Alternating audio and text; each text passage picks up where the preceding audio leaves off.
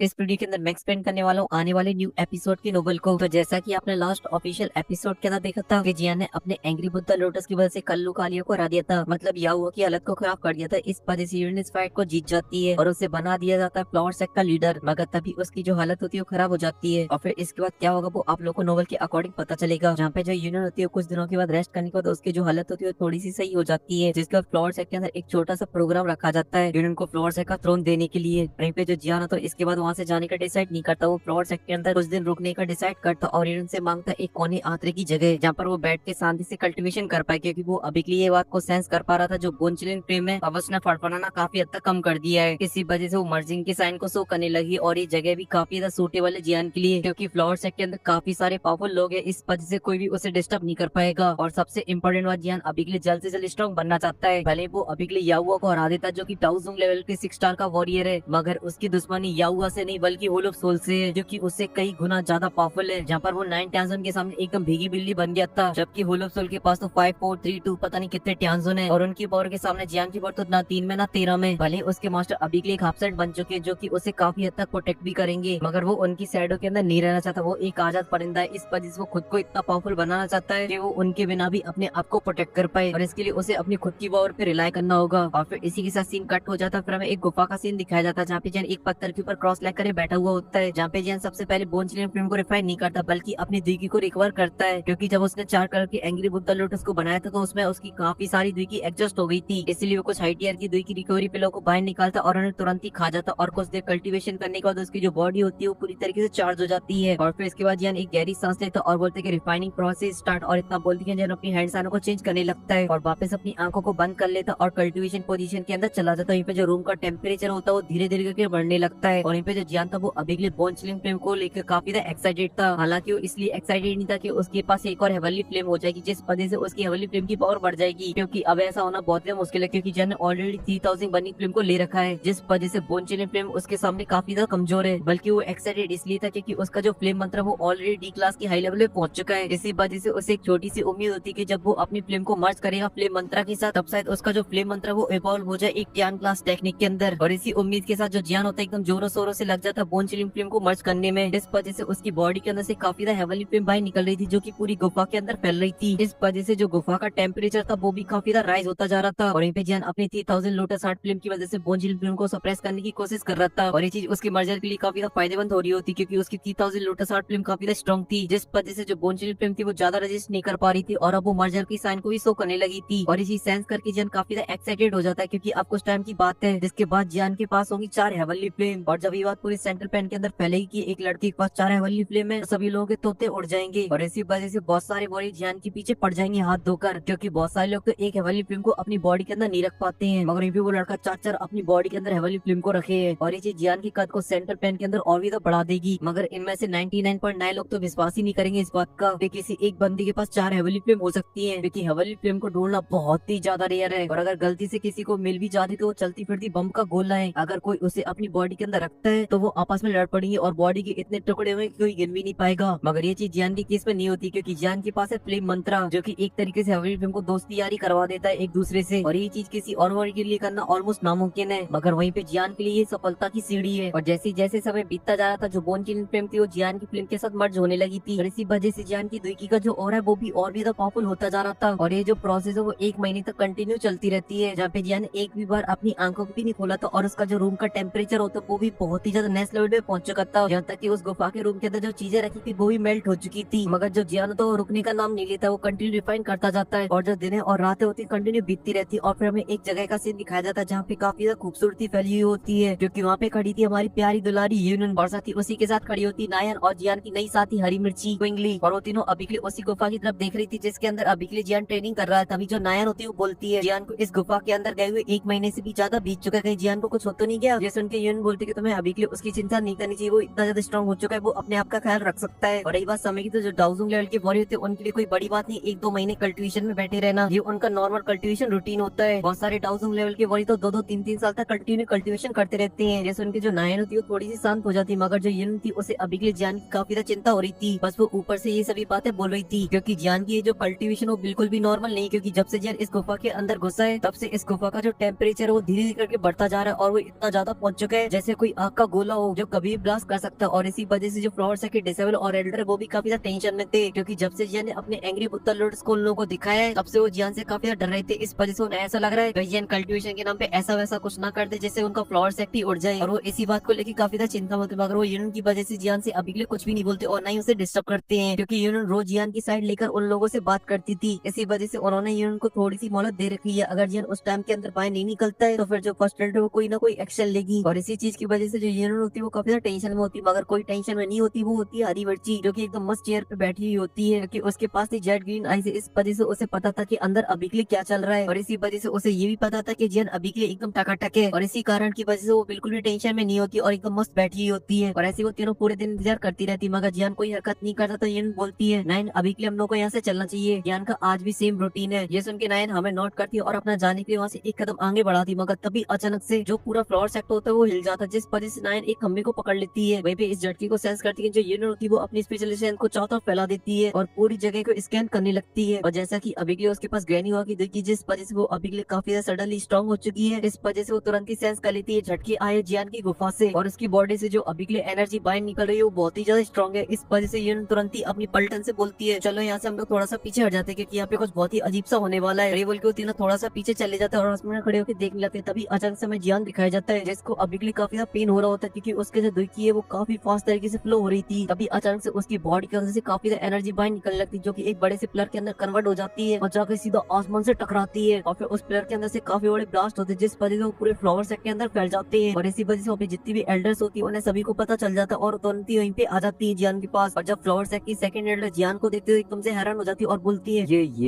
ये कैसे पॉसिबल है, इतने कम टाइम के अंदर ये लड़का इतना ज्यादा पावरफुल कैसे हो सकता है कि अभी के लिए इसका जो ऑरा है वो 1000 लेवल की 4 स्टार की पिक के बॉडी जितना है, मगर ये कैसे पॉसिबल है, आखिर ये सब क्या चल रहा है, ये लड़का कोई भूत वगैरह है क्या। और ये सुन के वहाँ पे जितनी फ्लावर सेट की एल्डर्स होती है वो सभी की सभी हैरान हो जाती है, सभी के तोते उड़ चुके थे, क्योंकि अभी के लिए बात हो रही सीधी 2 स्टार अपग्रेड की, क्योंकि अगर किसी 1000 लेवल की बॉडी को 2 स्टार का ब्रेक थ्रू करना है तो उसे कम से कम 20 साल लग जाएंगे, मगर यहाँ पे जिया ने ये करके दिखा दिया सिर्फ 1 महीने के अंदर। इस वजह से उन्हें हार्ट अटैक आना नॉर्मल सी बात है। और यहाँ पे जो फ्लावर सेट की फर्स्ट एड होती है वो भी काफी हैरान हो जाती है और बोलती है ये लड़का सच में काफी कमाल का, ये बिल्कुल कहलाने लायक है, लेजेंडरी याओलो का चेला। और इस लड़के की इस तरह कल्टीवेशन को देख के लगता है कि आगे चल के ये पूरी दुनिया की कॉन्टिनेंट के अंदर भूकंप लाने वाला है, ये लड़का बहुत ही नाम कमाएगा। और फिर सिंकाटो के पिलर के ऊपर आ जाता है जो कि धीरे धीरे कमजोर होने लगता है, मगर तभी अचानक से जो बादल होते हैं उनके अंदर थंडर होने लगता है और पिलर के आसपास एक बड़ा सा टोर्नेडो आ जाता है। ये देखिए वहाँ पे जितने भी लोग होते हैं सबके सभी हैरान हो जाते हैं, उन्हें अभी के लिए कुछ भी समझ में नहीं आ रहा था आखिर यहाँ पे क्या हो रहा है। मगर जब फर्स्ट एड उसे देखती है तो एकदम से भौचक्की सी रह जाती है और बोलती ये कैसे पॉसिबल हो सकता है। और फिर जियान को देखती जो कि अभी के कल्टीवेशन पोजीशन में बैठे हुए होते हैं और बोलती है ये तो एक टियान क्लास की टेक्निक का जन्म है, क्योंकि इस तरह की हेवन एनर्जी आसमान की तरफ से 3 ही कारणों से अपेयर हो सकती है। पहली जब पे लाइटनिंग होती है, या फिर कोई डाउशिंग लेवल का वॉरियर अपनी पावर से हेवन की एनर्जी को कलेक्ट करे, या फिर तीसरा जब टियान क्लास की टेक्निक का जन्म हो। और जैसा कि अभी के लिए कल्टीवेशन कर रहा है इस वजह से वो पिन रिफाइन तो नहीं कर रहा होगा, और साथ ही डाउशिंग पे तो है नहीं है जो फोर्सफुली हेवन की एनर्जी को कलेक्ट कर सके। इस वजह से बस एक ही पॉसिबिलिटी बचती है, वो है टियान क्लास की टेक्निक का जन्म, क्योंकि ऐसा करना अभी के लिए उनकी औकात के बाहर का है, जबकि वो जियान से काफी ज्यादा पावरफुल है। यहाँ तक कि सेंटर प्लेन के अंदर कुछ ही लोग होंगे जो ऐसा कर सकते हो, यहाँ तक कि उसके मास्टर लेजेंड याओलो भी ऐसा नहीं कर सकते हैं। और इसी वजह से उन्हें अभी के लिए इस बात पे यकीन करना बहुत ही तो मुश्किल हो रहा होता है, मगर अभी के लिए उनकी जो आंखें देख रही है वो उसे डिनाई भी नहीं कर सकती है। इसी वजह से वो गहरी सांस लेती है, अपने मन को शांत करती है और बोलती है किसी ने ये बात बड़ी दिल से कही है, नई जनरेशन के लोग पुराने जनरेशन को पीछे छोड़ जाएंगे, और इस लड़के ने आज फ्लावर सेट की कई सारी बुढ़ियों को पीछे छोड़ दिया है। और साथ ही याओलो काफी तो लकी कि उसे इस तरीके का चेला मिला, और बल्कि उनके चेहरे पे एक बड़ी सी स्माइल आ जाती है और जियान को लेकर उनकी जो इज्जत है वो काफी बढ़ जाती है। हालांकि वो पहले भी जियान की इज्जत किया करती थी और जियान से काफी अच्छे से बात किया करती थी, मगर ये सब था उसके मास्टर के नाम की वजह से। भले ही जियान ने 2 स्टार डाउजिंग पे होने के बावजूद भी 1000 लेवल की 6 स्टार की वर्ल्ड को हरा दिया हो, मगर ये बात भी इतना इम्प्रेस नहीं की थी उन्हें। उनको जिस चीज ने सबसे इम्प्रेस किया था वो थी टियान क्लास की टेक्निक की क्रिएशन। और फिर फ्लावर सेट की फर्स्ट एड यूनियन की तरफ देखती और अपने मन में बोलती है चलो ये तो बहुत ही अच्छा हुआ, इस लड़की के अच्छे रिश्ते यूनियन के साथ, ऐसा लगता है कि दोनों एक दूसरे को पसंद करते हैं, और ये चीज हमारे लिए काफी अच्छी होने वाली, क्योंकि आगे चल के ये लड़का है वो काफी ज्यादा झंडे गाड़ने वाला है, ये किस ऊंचाइयों को छूने वाला है इसके बारे में मैं अभी के लिए सोच भी नहीं सकती हूँ, और इससे सीधा फायदा होगा हमारे फ्लावर सेट को। और फिर आसमान की तरफ देखती और बोलती है मेरी प्यारी ग्रैनी हुआ, आपने तो सच में कमाल कर दिया, तुमने सच में कमाल की लीडर को बनाया है, क्या ही कमाल की आपकी आई साइट थी। मगर तभी अचानक से जियान जिस गुफा के अंदर कल्टीवेशन कर रहा होता है वो ब्लास्ट कर जाती है, और फिर हमें आसमान के अंदर दिखाया था हमारा जियान जो की एकदम टकाटक होता है और अपनी आंखें खोलता है और आसमान की तरफ देखता है, जिसे देखते हैं जियान एकदम से हैरान हो जाता है और बोलता जो का हो रहा है, आखिर यहाँ पे हेवन की एनर्जी क्यों कलेक्ट हो रही है। और फिर अपने दिमाग पे जोर डालता और बोलता कहीं करा धरा मेरा तो नहीं है, अगर ऐसा तो फिर एक ही कारण की वजह से हो सकता है। और इतना बोलते कि जियान अपनी आंखें बंद कर लेता है और फिर इसकी आंखों से थोड़ी सी स्पेशल एनर्जी बाहर निकलती है और जो बादल होते हैं एकदम से साफ हो जाते हैं, सभी चीजें एकदम नॉर्मल हो जाती है। और फिर जियान अपनी बॉडी को देखता है और बोलता है क्या मेरा फ्लेम मंत्र टियान क्लास टेक्निक के अंदर इवॉल्व हो गया। और इतना बोलते कि तुरंत ही अपनी आंखें बंद कर लेता है और फिर फोकस करता है अपने फ्लेम मंत्र के ऊपर, जिस वजह से वो एक्टिवेट हो जाता है और आसपास की नेचुरल एनर्जी को एब्जॉर्ब करने लगता है। और इसकी एब्जॉर्ब करने की जो पावर होती है वो काफी ज्यादा होती है। इस वजह से 1000 मीटर के एरिया के आसपास की जितनी भी नेचुरल एनर्जी होती है जियान की बॉडी के अंदर जाने लगती है और वो लग रही थी एकदम भूकंप की तरह। ये देखकर वहाँ पे जितने भी लोग होते सभी के सभी सौ, मगर सभी लोगों को ऐसा लग रहा था कि जियान इतनी सारी नेचुरल एनर्जी को अपनी दुई के अंदर कैसे कन्वर्ट करेगा। मगर जियान को इस बात की कोई भी चिंता नहीं होती, क्योंकि जैसे वो नेचुरल एनर्जी जियान की बॉडी के अंदर एंटर करती है तभी जियान की जो हेवनली फ्लेम होती है उसके ऊपर टूट पड़ती है और उसकी सारी इंप्यूरिटीज को बाहर निकाल देती है, जिसके बाद वो कन्वर्ट हो जाती है जियान की दुई के अंदर। और ये जो प्रोसेस होती है वो बहुत ही फास्ट तरीके से हो रही थी और इसी वजह से जियान की जो दुई की होती है एकदम फुल हो जाती है। और ये देख के जो जियान तो काफी ज्यादा खुश हो जाता है और बोलते इसे बोलते किस्मत मेहरबान तो गधा पहलवान, क्योंकि मैं पहले किसी पावरफुल वॉरियर से फाइट करता जो कि मुझसे ज्यादा पावरफुल हो तो मुझे उसमें अपनी काफी सारी दुई का यूज करना पड़ता था और फिर उसके बाद मैं उस मौके को ढूंढता था जहाँ पर मैं अपने ट्रम्प कार्ड का यूज कर पाऊँ, क्योंकि तब मेरे पास एक ही चांस हुआ करता, क्योंकि उसके बाद जो मेरी दुई की वो बुरी तरीके से एडजस्ट हो जाती थी। और अगर मेरा सामने वाला जो अपोनेंट है अगर उस ट्रम्प कार्ड से नहीं हारता है तो फिर मेरी हालत तो लेने के देने जैसी हो जाती थी। मगर अब मुझे इस बात की ज्यादा चिंता करने की कोई जरूरत नहीं है, क्योंकि अब मेरे पास दुई का भंडार है। और ये बात की जाए मेरे फ्लेम मंत्र की तो वो अभी के लिए बीच में ना ही वो प्रॉपर तरीके से 10 क्लास टेक्निक के अंदर इवॉल्व हुआ है और ना ही वो डी क्लास लेवल पर है, बीच में लटका हुआ है और फिर अपने लेवल को सेंस करता है। जैसे देखते हैं वो थोड़ा सा निराश हो जाता है, क्योंकि बोन चिल फिल्म को रिफाइन करने के बाद भी उसका जो लेवल है वो केवल डाउजिंग लेवल के 4 स्टार तक पहुंचा है। वहीं पे बात किसी डाउजिंग लेवल के वॉरी को पता चल जाती है ये लड़का 1 महीने के 2 स्टार का ब्रेक थ्रू कर चुका है, उसके बाद भी निराश है, तो बेचारे वो अपना दीवार में सर मार मार के मर जाएंगे, क्योंकि उन सभी को 1 स्टार के अंदर ब्रेक थ्रू करने में 10-10 सालें लग जाती है। वहीं पे जो जियाना तो थोड़ी देर बाद नॉर्मल हो जाता है और बोलता है चलो ठीक ही है, क्योंकि अब मेरे पास है 4 तरीके की हेवनली फ्लेम। मगर अब मुझे एक बात तो समझ में आ चुकी है, अगर मुझे अब नई हेवनली फ्लेम चाहिए तो मुझे लो रैंक की हेवनली फ्लेम पे ध्यान नहीं देना होगा, क्योंकि उन्हें लेने से मेरा कोई फायदा नहीं होगा। फॉर एग्जाम्पल के तौर पे अगर मैं C8 फ्लेम को ले भी लेता हूँ फिर भी जो मेरा लेवल मुझे लगता है 1 स्टार भी ना बढ़े, इसीलिए फ्यूचर में जब भी मैं कोई हेवनली फ्लेम के बारे में पता करूँ तो मेरी फर्स्ट प्रायोरिटी होनी चाहिए हाई रैंक की फ्लेम। मगर दुख की बात है कि हेवनली फ्लेम के बारे में पता करना बहुत ही मुश्किल है, लो लेवल की तो मिलती नहीं, हाई लेवल की तो पता नहीं कहाँ मिलेंगी। मगर चलो अभी के लिए मैं 1000 लेवल के 4 स्टार तक पहुंच चुका हूँ और अगर मैं यहाँ से यूज करता हूँ इसका F3 मिसेज चेंज इसका, तो उस कल्लू कालियो को मुझे हराने के लिए अपने एंग्री बुद्धा लोटस की जरूरत नहीं है, मैं उसे लात घूसों से मार मार के हरा सकता हूँ। अब यहाँ तक कि अभी के लिए मेरी पावर इतनी ज्यादा बढ़ चुकी है, अगर मैं अपने सारे ट्रम्प कार्ड का यूज करता हूँ तो फिर मैं उस 9 टेंशन को भी चकमा दे के भाग सकता हूँ। और ये सभी बातें जियान के दिमाग में चल रही होती, मगर तभी वहाँ पे आ जाती है और जियान से बोलती है क्या तुम अभी के खड़े होके यहीं पे सपने देखते रहोगे। ये सुन के जो जियान होता है वो सदमे से बाहर आ जाता है और इनको देखता है और तुरंत ही उसके पास जाता है और उसके हाथ को पकड़ लेता है। ये देख के जो ये होती शर्मा जाती है और उसके जो गाल होते हैं वो लाल टमाटर बड़े मजेदार जैसे बन जाते हैं। मगर वो फिर भी जियान के ऊपर गुस्सा करती बोलती जन तुम अभी के लिए पागल वागल हो गए हो, तुम्हारे अंदर थोड़ी बहुत शर्म बची कि नहीं बची है, अरे हम चालू हो जाते हो। ये सुन के जियान हैरान हो जाता है और बोलता क्या बोल रही हो, चलो फिर कमरे के अंदर। तब तक के लिए लोग वीडियो को लाइक करते, चैनल को सब्सक्राइब करते हैं और मैं मिलता हूँ आपसे नेक्स्ट वीडियो में, तब तक के लिए बाय।